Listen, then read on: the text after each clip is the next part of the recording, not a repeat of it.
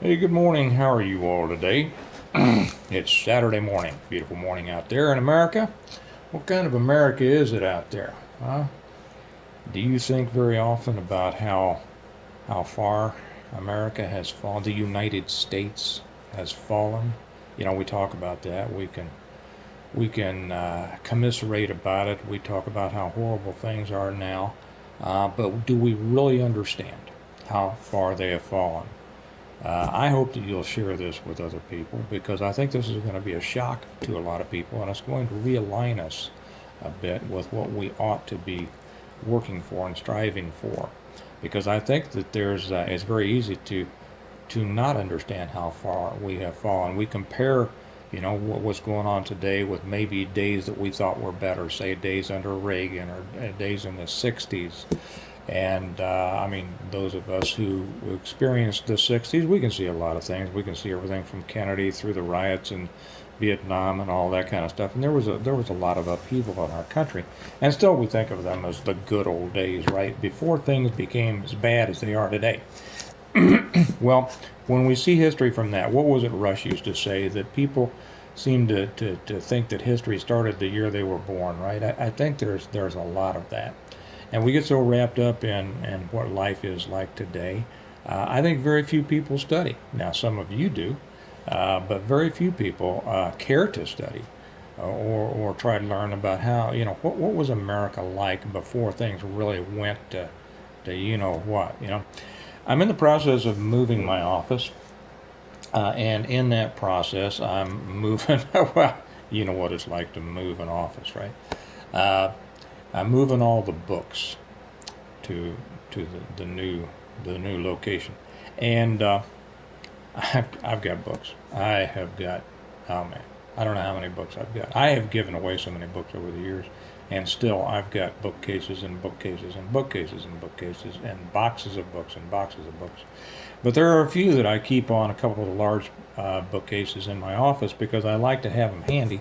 To be honest, I haven't gone through some of them for a long time, but as I was moving them, I glanced at some and set some aside and said I have to get back to them. And so I opened up a couple and read a few things, and I want to read a few things to you today. And they're going to give you an idea or a reminder of how far our country has fallen. Yeah, we've come a long ways technologically. We have declined so many ways in intellect and morality and social expectations and such as that. The first I'm going to read is The Elementary History of the United States. This book came out in 1890. I love old books. 1890. What do the people who wrote this book have to tell us? I'm going to read a couple of that, and then I'm going to read, believe it, you're not going to believe what comes next. This is the poems to be used in public schools of Kansas City, Missouri in the elementary grades, and I'm just going to read you a few lines from here, and you're not going to believe what you hear. Okay? Okay, I'm just opening this to the preface, and it's I'll read you about 1.5 paragraphs. Uh, says histories of the United States of America have been many times written and in many ways, so often indeed that some might deem there is nothing more to say or no new way of saying it. Yet histories are of yearly appearance, and the world does not seem tired of welcoming them. Well, I think that's different. Back then they may have not been tired of welcoming new histories, but today people don't want to know about history. They're too concerned about what's going on today and what's going to happen next. They don't realize, well, as George Santayana said, those who don't remember their history are doomed to repeat it. And people seem to be satisfied, and they're doomed to repeat histories of the past. So I'll continue here. These are usually written for the old, right? But why not new histories for the young, who can certainly find no more profitable reading than the story of the origin and development of their own country? Now, I'll have to say that we're fortunate in that our kids go to excellent schools that really do teach the truth about our country and our government and what's going on today, but many aren't.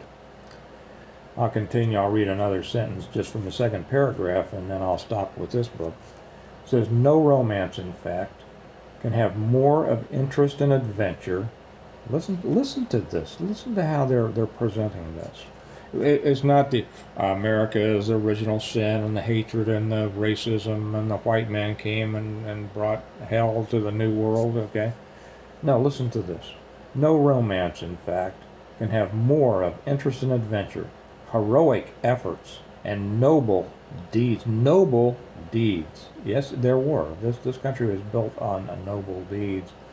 I know there were some that weren't, okay? We're like everybody else, but noble deeds. Then may be found in the history of the discovery and settlement of the American continent and the birth and growth of the great republic of the United States. That was written for elementary students. The great. Let me go back. I want to read that last part. Just one. What they're telling us. The heroic efforts and noble deeds that may be found in the history of the discovery and settlement of the American continent and the birth and growth of the great republic of the United States. We're witnessing, we're living through the collapse of that republic now, but that's what they thought about it in 1890. Now let me share something with you, a few little things from poems to be used in public schools of Kansas City, Missouri for elementary grades. This is when my parents, no, this is before they were born. Wow. Before they were born. And this was published in 1922. You see that? Don't you love old books? I have so many old books. And you know what? We need to get back to the way that these people thought. You think we can? I don't know. Let me start with a poem. Would you all like to hear a poem? Because you're not going to believe what's contained in this poem. Is it about, well, you'll see what it's about. And you know what it's called? It's called We Thank Thee. It's by Ralph Waldo Emerson. And this is in Poems for the Public Schools, Kansas City, Missouri. I'm sure that other major cities had the same. Okay. For flowers that bloom about our feet, for tender grass so fresh, so sweet, for song of bird and hum of bee, for all things fair we hear or see, Father in heaven, we thank thee.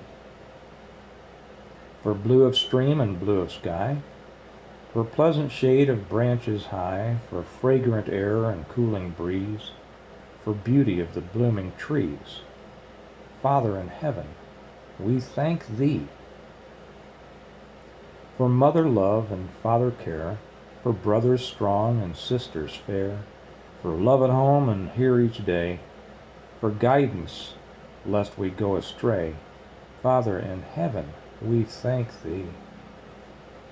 For this new morning with its light, for rest and shelter of the night, for health and food, for love and friends, for everything his goodness sends, Father in heaven, we thank thee. What do you think about that? Poems be used in the public schools. Let's go to another one. Let me put that back because I'm going to put my marker back.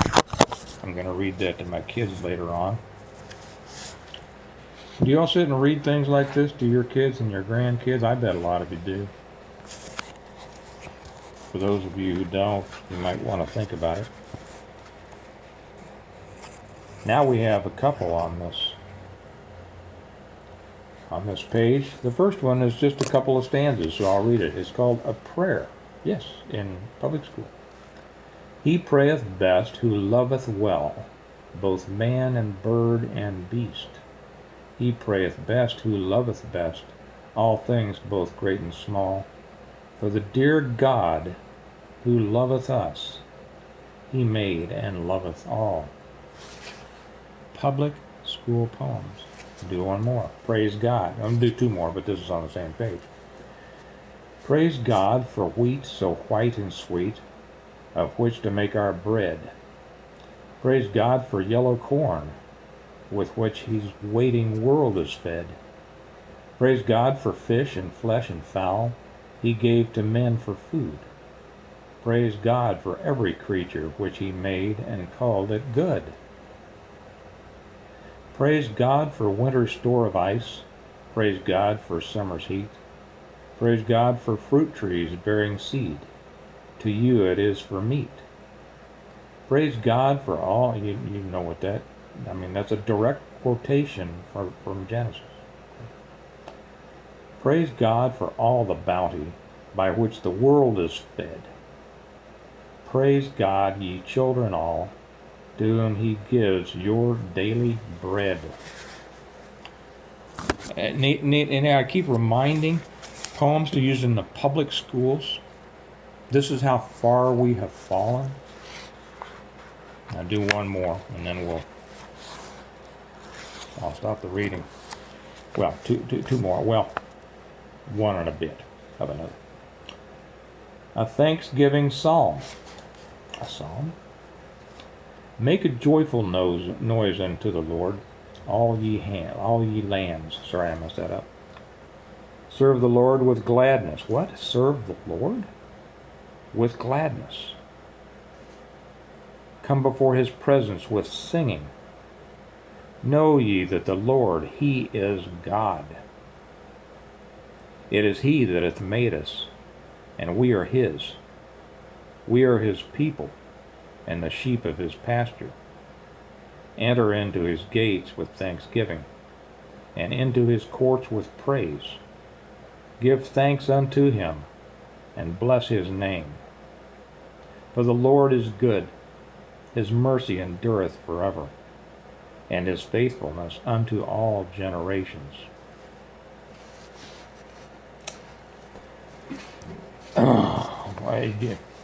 You getting it, right? One more, and then we'll talk for a moment. Christmas Bells by Henry Wadsworth Longfellow, one of my favorites. I heard the bells on Christmas Day their old familiar carols play, and wild and sweet the words repeat of peace on earth, goodwill to men. And thought how, as the day had come, the belfries of all Christendom, see, we considered, the teachers, the students, their parents, everyone considered the United States a Christian country. It didn't mean that other people couldn't live here who didn't have the same beliefs, and that they weren't, protected by the same laws and constitutional supports. But we considered our country a part of the worldwide Christendom. So that's all that's necessary there. I made this, and I don't remember. Sorry, I just dropped the mic there. Probably hope it didn't hurt your ears. I made this, and I'm not sure that if I said this at the beginning. I don't think that I did. I don't think I welcomed to anybody in particular, but I meant this mainly for American reversion, because that's where we talk about what's happened to our country, what can we do about it. But I don't think I did, so I'm going to put this on both of the channels.